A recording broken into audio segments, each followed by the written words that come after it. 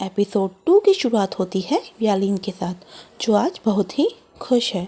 तभी वहाँ डेनिस आता है और उससे उसकी खुशी का कारण पूछता है और कहता है कि तुम्हें देखकर तो लगता है जैसे कि तुम्हें रॉन्ग कोड का पता लग गया है। इस बात पर यालीन कहता है, नहीं वो तो मुझे नहीं पता, लेकिन एक और बात मुझे आज पता चली है कि स्मार्ट लड़कियाँ भी अट्रैक्टिव हो सकती हैं।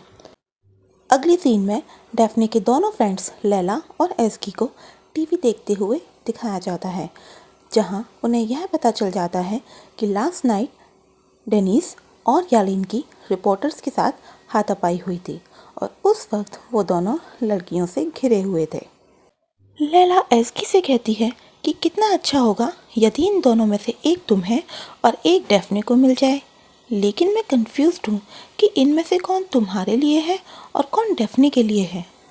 इस बात पर एस्की कहती है कि हम दोनों को इन दोनों की कोई ज़रूरत नहीं है और मैं अपने रफ़ीक यानी कि स्केलेटन के साथ ही खुश हूँ। फिर दिखाया जाता है कि डेफ्ने अपनी ड्रेस में बहुत ही अनकंफर्टेबल फील कर रही है और अपनी ड्रेस से बातें ही कर रही होती है कि तभी वहाँ यालीन की बहन यसीन आ जाती है और उससे पूछती है कि क्या तुम अपनी ड्रेस से बातें कर रही हो। डेफ्ने उसकी बातों को टालते हुए कहती है कि नहीं नहीं, ऐसा कुछ भी नहीं है। इसके बाद यसीम डेफ्ने से पूछती है कि आज जॉब पर उसका फर्स्ट डे कैसा जा रहा है। डेफ्ने उसे बताती है कि उसे लगता है कि वो इस रॉन्ग कोड की प्रॉब्लम को कभी भी सॉल्व नहीं कर पाएगी। तो यसीम उसे कहती है कि तुम एक 10 मिनट का ब्रेक क्यों नहीं ले लेती हो, ब्रेक लेकर तुम्हारा माइंड भी फ्रेश हो जाएगा। डेफ्ने उसकी बातों को मान लेती है और कंप्यूटर को ऑटोमेटिक सर्च पर रखकर उसके साथ कॉफ़ी पीने के लिए आ जाती है। कॉफ़ी पीते पीते दोनों अपनी अपनी फैमिलीज़ के बारे में डिस्कस कर रही होती हैं। डेफ्ने यसीम को बताती है कि वो लैला और एस्की के साथ रहती है। लैला उसके बड़े भाई की वाइफ है जिनका अब डिवोर्स हो चुका है और एस्की लैला की बहन है और इन तीनों के साथ चिनार भी रहता है जो कि डेफ्ने का दूसरा भाई है। चिनार इन तीनों को अपने कंट्रोल में रखता है। इस बात पर यसीम कहती है कि तुम्हारा भाई भी मेरे ही भाई की तरह है, लेकिन मैंने अब अपने भाई का इलाज ढूंढ लिया है। अगर तुम्हें मुझसे कभी भी किसी भी तरह की हेल्प की ज़रूरत हो तो मुझे ज़रूर बताना। तभी डेफ्ने की नज़र सिस्टम की तरफ पड़ती है जहां वो रॉन्ग कोड को डिटेक्ट करने में सफल हो जाती है। यासिम और डेफ्ने दोनों ही बहुत खुश हो जाती हैं और ये बताने के लिए दोनों ही डेनिस के पास जाती हैं। जैसे ही वो दोनों डेनिस के पास पहुंचती हैं, वहाँ पर उन्हें यालीन भी मिलता है।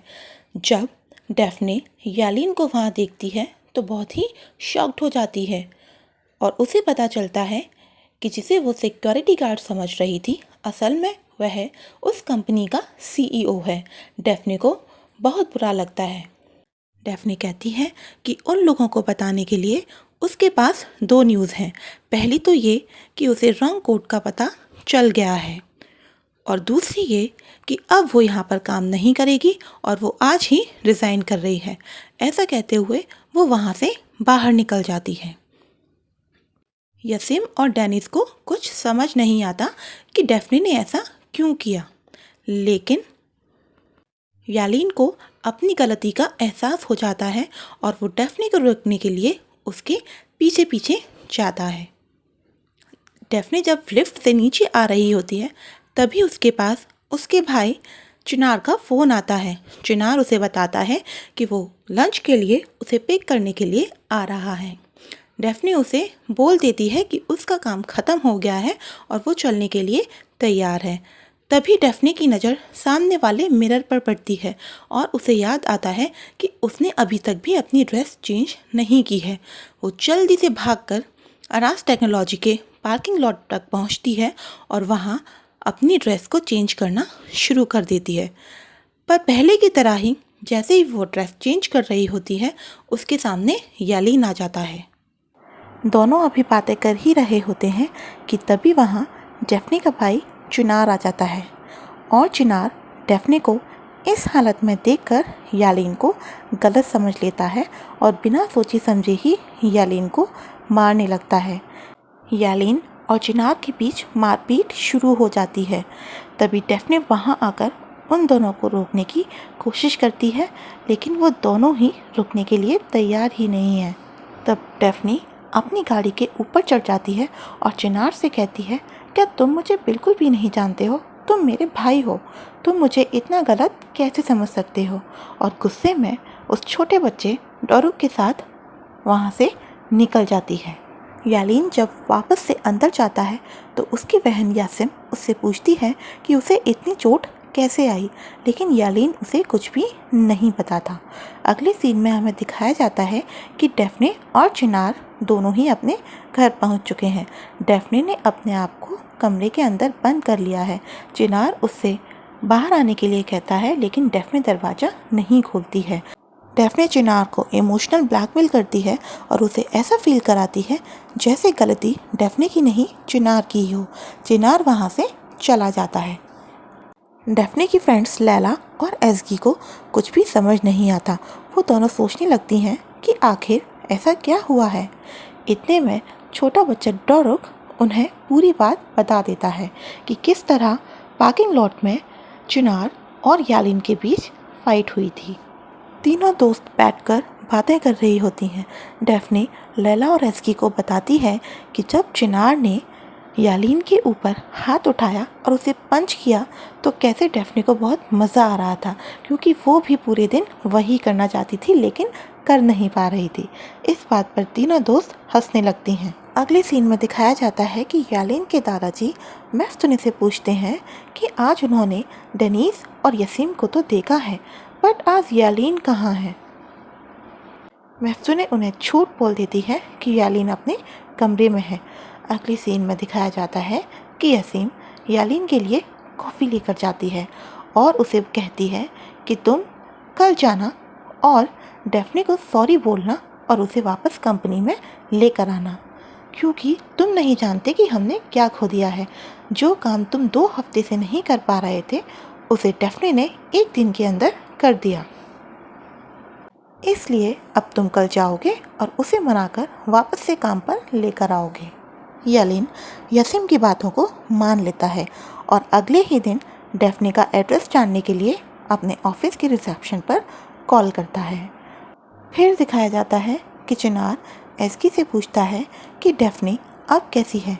एज़गी उसे बताती है कि डेफ्ने अभी भी काफ़ी डिप्रेस्ड है। चिनार कहता है कि ठीक है, वो शावर लेने के बाद डेफ्ने से मिलने जाएगा। अगले सीन में दिखाया जाता है कि डेफ्ने अपने घर पर अकेली है। तभी वहाँ पर यालीन आ जाता है। डेफ्ने उसे देखकर एकदम से शॉक्ड हो जाती है और अचानक से उसे खींचकर घर के अंदर ले लेती है और उससे पूछती है कि वो यहाँ क्यों आया है।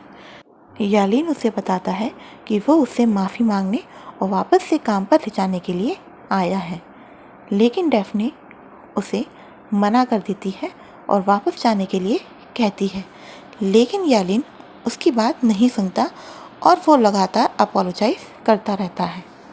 लेकिन डेफ्ने उससे कहती है अगर वह घर के बाहर नहीं गया तो वो अपने भाई चिनार को बुला लेगी और फिर वो उसे छोड़ेगा नहीं। डेफ्ने यालीन को ज़बरदस्ती धक्का देकर घर से बाहर निकाल देती है और तभी वहाँ पर उसका भाई चिनार आ जाता है। यालीन को वहाँ देखकर वो फिर से उसे मारने लगता है। इस बार फिर से दोनों के बीच मारपीट शुरू हो जाती है और यहीं पर हमारा एपिसोड 2 ख़त्म हो जाता है। तो दोस्तों, आपको एपिसोड 2 कैसा लगा? अगर आपको वीडियो पसंद आ रही है तो प्लीज़ मेरे चैनल को सब्सक्राइब कीजिए, लाइक कीजिए और शेयर कीजिए, जिससे कि आपको आने वाले वीडियोस के नोटिफिकेशन मिलते रहें। Thank you.